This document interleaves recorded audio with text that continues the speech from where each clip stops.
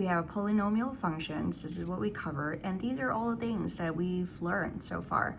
We know properties of exponents, fundamental theorem of algebra, and Descartes' sign rule. We know how to evaluate and graph polynomial functions, and we know how to add, subtract, and multiply polynomial functions. We know how to factor completely and solve for x or any unknown value. And we also know how to apply remainder theorem. We know how to find rational zeros, along with knowing the difference between a factor, zero, solution, intercepts, as well as scientific notation and turning points. So I've included some key terms that I need you to know for your test tomorrow under each big lessons. Properties of exponents, I didn't include the different names of properties, but I'm gonna go over them with you in just a bit. Okay, so the very first, I'm going over the vocab review in the review packet I posted. Number one, we have at each turning point, the graph of a polynomial function has something or a something. We have, that's right, local minimum or a local maximum, okay? Now, what that means is if we have a polynomial graph, let's say I have a quartic function, we would have, and I'm drawing a random one, something like this, correct? This is our quartic function. We know that our quartic functions, our degree is 4, correct? So quartic function,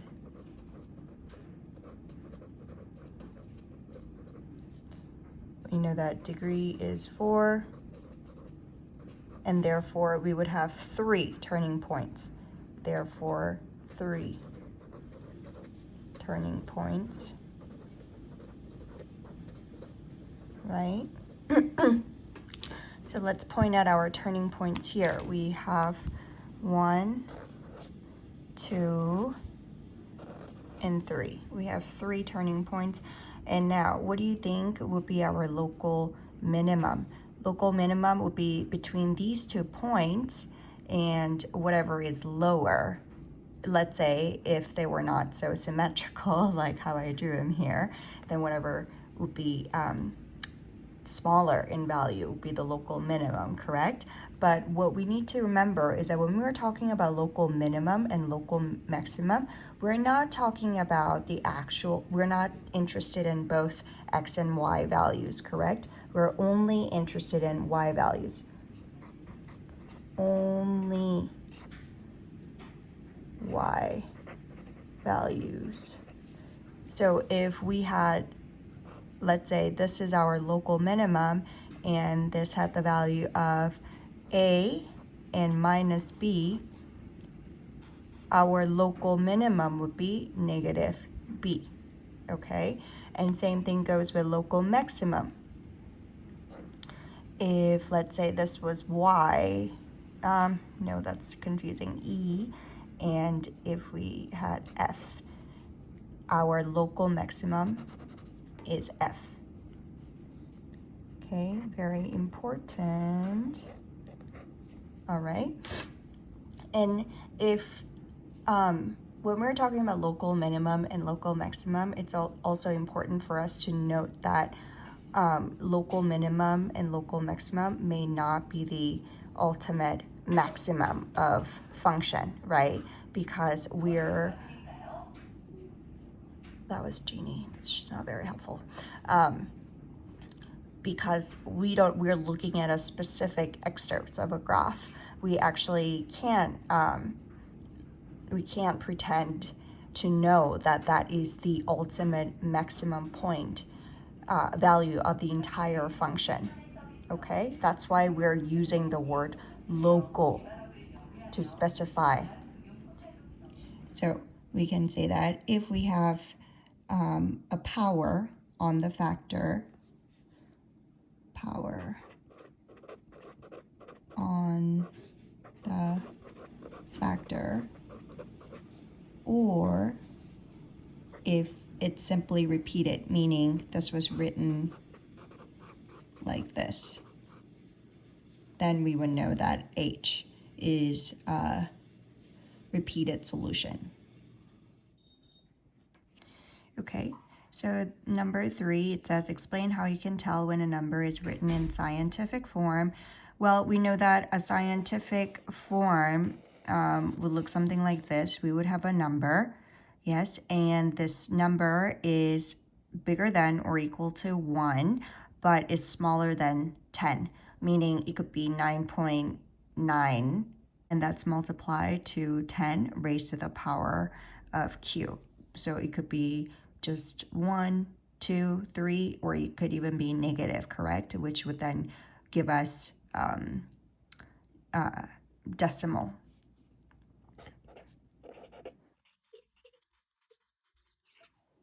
Positive or negative. Okay. And one more, I have to add that the power q, the exponent has to be an integer, so meaning we cannot have 10 raised to the power of 0.33, right? Okay, last, let f be a 4th degree function by a polynomial function with 4 distinct real zeros. How many turning points? Well, we kind of covered this in the very first one. So what we have to do is we know that it would always be k, our degree, minus 1. That will give us number of turning points, correct? So in this case, that means we would have 3 different turning points. Next, we're looking at properties of exponents. So we have product of powers property. So in order for us to do that, we know that our numbers would have to share the same base. So in this instance, I'm going to put a raised to the power of n times a raised to the power of q. We know that that should give us n plus q. Okay. Now we are looking at a power of a power property. So that means if we take the same number, a raised to the power of n, and if we raise this one more time to q, we will get a n times q. Okay, know the difference. And we have negative exponent property. So if we have a raised to the power of negative n, that means this is 1 over a raised to the power of n, correct? And next we have quotient of powers property. So power over quotient. Okay, quotient of powers.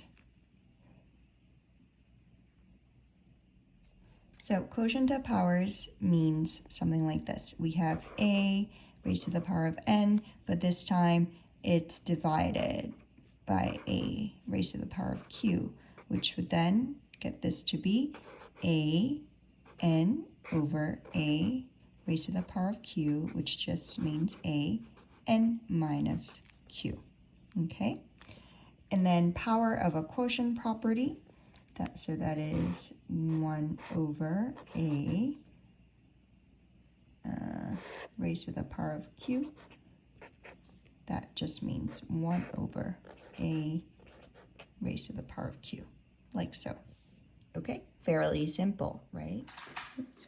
Okay, so I've done the questions from the review packet on properties of exponents, but I wanted to go over a couple of them just because I think these are the ones that could be a little bit confusing. And just letting you know, quick reminder, when you're simplifying, make sure that all of your exponents are in positive. So when I ask you to simplify, I don't want to see any negative exponents, okay? Positive.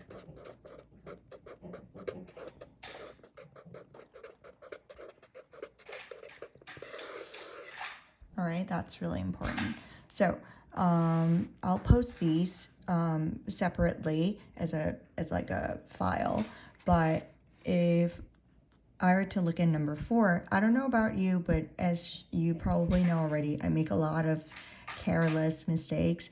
And what I need to do for myself is I need to break it down. So I went ahead and first broke down. This is a one big term, correct? But I went ahead and kind of broke it down for me so that I know for sure. And this is also the same mistake that you guys all make, all the students, not just you guys, but everyone that I've seen, where you don't apply the exponent to the numerical value. And that's really important, right? Because -3 affects every single component in this term. So 3 is raised to the power of -3 times x raised to the power of 4. I just put them there and put a parentheses, raised to the power of -3 times y raised to the power of -2 raised to the power of -3. So I know for sure that this would be 1 over 3 cubed, right? Because we don't want any negative exponents.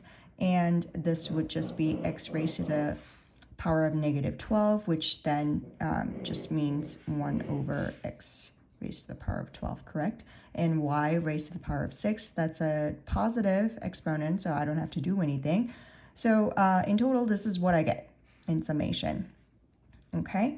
So let's take a look at number 7. Similarly, I have to break it down like so for myself, and it just makes it easier. So what I did was I went ahead, broke this down into x raised to the power of 2, x squared, raised to the power of -4 times 1 over y raised to the power of -2, parentheses around everything, raised to the power of -4. And then this is what I get, which equals x raised to the power of -8 times y, 1 over y raised to the power of 4.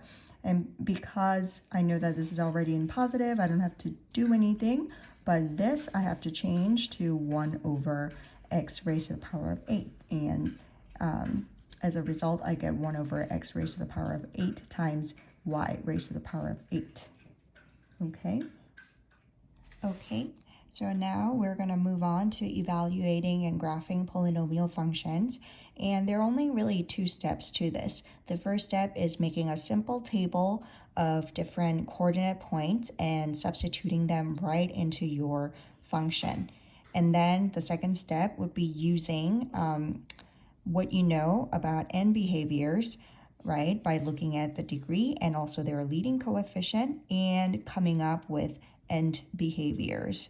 And I went ahead and made this chart for us to fill out together. But let's go back to this after doing some practice problems together. So we have a function of x equals -x raised to the power of 4. We have a quartic function here, and we're gonna go ahead and follow the steps. Okay, so I took all the 3 practice functions or the practice problems, and I went ahead and just made simple tables for all 3 of them.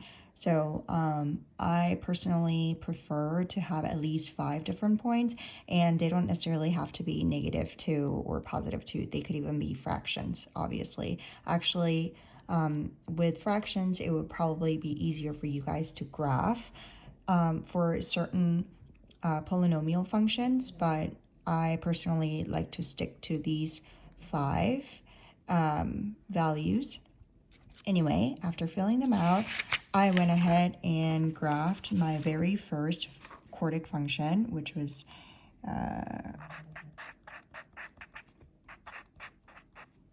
right. So I personally recommend that you guys use the entire page to graph. I know it feels so much easier to draw a small one, but trust me on this, you guys are most likely going to receive full marks if you go ahead and draw your graphs to be big and huge and easier for me to see. I would rather have you guys spend multiple graphing papers than for you guys to make teeny tiny ones. Especially, I'm speaking to you 3 boys. You guys are notorious for doing this. Please make your draft fill up the entire page I want to see your coordinate points, like so. Okay, so let's take a look at our end behaviors. So as my x value goes to infinity, what happens to function of x? It goes into negative infinity. Why? Because of our leading coefficient right here, which is -1. And then as x goes into negative infinity, we know that our function of x goes into also negative infinity, right? So if we were to look at like a quartic function that we just looked at, that we know that when we're working with even degree, like so quadratic or quartic function, we know that we either get a smiley face if we have a leading coefficient that's positive, or a W, both of our arms up. Yes, when our x value, either it goes to negative infinity or positive infinity, we know that they both rise up to infinity, right? So when x goes to infinity, then positive infinity, then function of x, if it's a smiley face, if LC is positive, then it goes up. When our x goes to negative infinity, then our function of fx also goes to infinity if our LC, leading coefficient, is positive. If our leading coefficient is negative, then what happens? As x goes to infinity, then function of x would go into negative infinity. And as our x goes into negative infinity, our function of x would also go into negative infinity. So no matter what x does, our function of x always ends up doing the same thing on both positive and negative side when it comes to even degree. Okay, and I went ahead and just graphed the second question, which was if we were to have this cubic function with our y-intercept -4. So as you can see, as x in this case goes to positive infinity, what happens to fx? It also rises to positive infinity. But then when as we have x going into negative infinity, our function of x also goes into negative infinity. So let's go ahead and apply to our odd degree. So that this includes a linear function and also cubic function, right? So we know that in both of those cases, our cubic function would look something like this. In both of those cases, as x goes into infinity, again, this is if our leading coefficient was positive, function of x goes into infinity. And when negative x, if we have x going into negative infinity, then what happens? We have a function of x also going to negative infinity. If this was, if LC is positive. But what if LC is negative, then what happens? Well, we know that if that's the case, as x is reaching positive, function of x would be going negative infinity. And when x is approaching negative infinity, function of x would be approaching positive infinity. Okay. So I have a strong feeling that you guys are all super comfortable and confident in performing subtraction, addition, and multiplication of polynomial function. So I'm just going to upload these, but I won't explain anything in details. But I do want you to remember that you have to combine like terms. Yeah, I want you to know. And I also want you to know distributive property.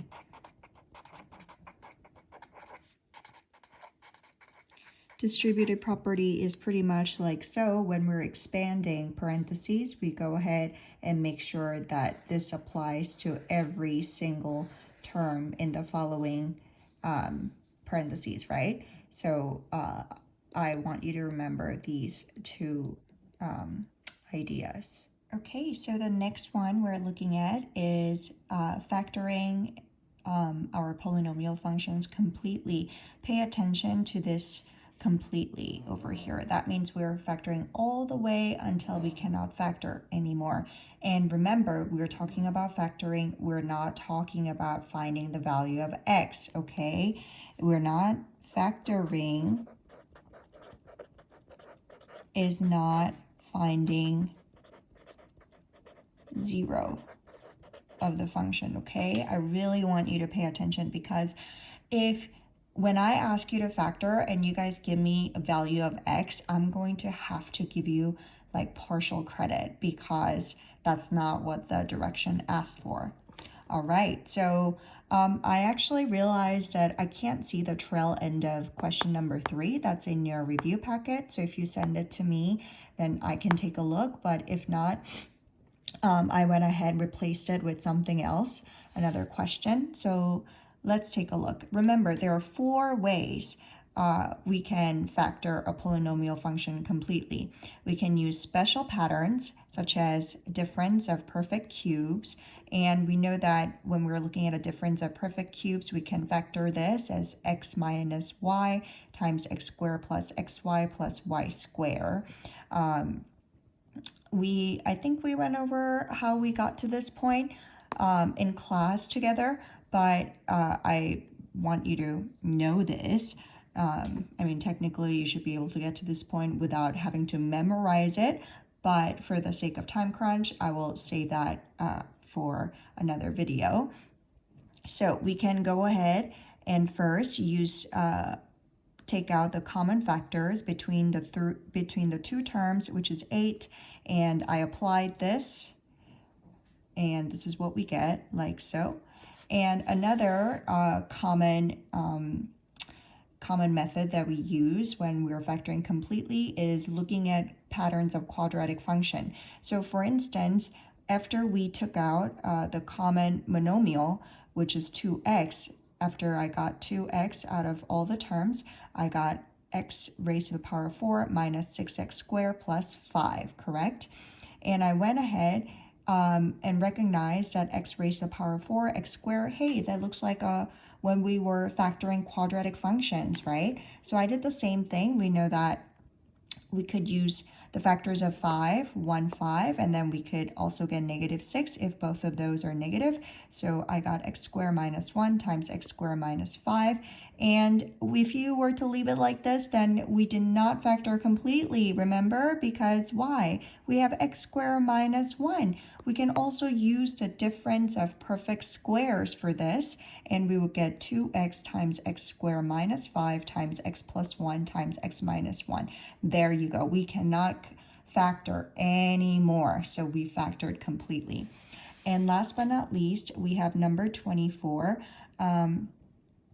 This is just a question that I added. This was not in your review packet because I could not see number 23. And it says, I went ahead and factored this by grouping. So I first, I knew that there was a common factor between the two terms. So I went ahead and broke it half, like so, and then we would get x squared times 3x plus 2, and then we get minus 4 times 3x plus 2. Oh, they both have 3x plus 2, so I took that out and combined the two, the remaining factors, correct? And then I know that we can factorize x squared minus 4 further into this, and voila, we factored completely. By the way, I skipped the fish consumption question because that does require your graphing calculator. I think you know how to do this, but please do let me know if you're unsure, or I'll at the very trail end when we have to use graphing calculator for all the other questions. Hey guys, let's quickly go over our remainder theorem. So if you divide a polynomial function by x minus h, then its remainder is a function of h. So we substitute h in place of x, right? And we know that when f h, function of h is 0, then h is our 0, right, of the function. Also, x minus h becomes a factor. Okay, so keep this in mind. When, let's say, we did perform substitution of h into the function and our result is 0, then we know that h is our 0 of the function, which also means x minus h becomes a factor of the function. Okay? Okay, so for this, I need you to be able to do two things: long division and synthetic division. So let's go ahead and try to use long division for the following questions. Okay, so I went ahead and performed long division. I went ahead and I know all of these could be multiplied by x. Remember, we're focusing one coefficient at a time, right? So we just focused on making sure our x squared can turn into x cubed so that we could subtract it and get a clear gone.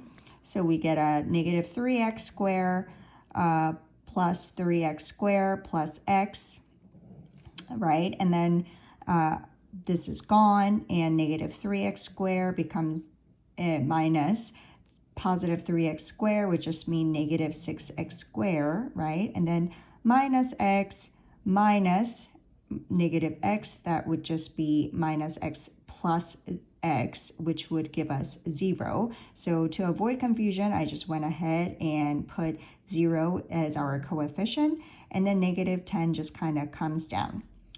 And now, again, we're looking at one coefficient at a time, so x times negative 6 will give us negative 6x squared. So I went ahead and put negative 6 to multiply with all the terms, and then we'll get negative 6x squared minus 18x plus 6. So once we subtract, we get 6x squared is gone, and then we get 0x plus 18x, and then negative 10 plus 6, we get 18x minus 6.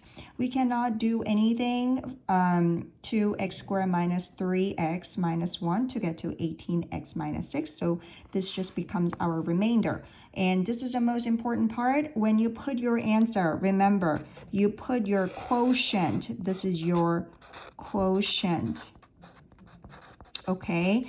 And plus our remainder, 18x minus 16, right? But this is not just any other remainder. This is the value that we get when we divided everything by x squared plus 3x minus 1. So if you go ahead and add that, that does not reflect the whole division, okay? So technically what ends up happening, this is...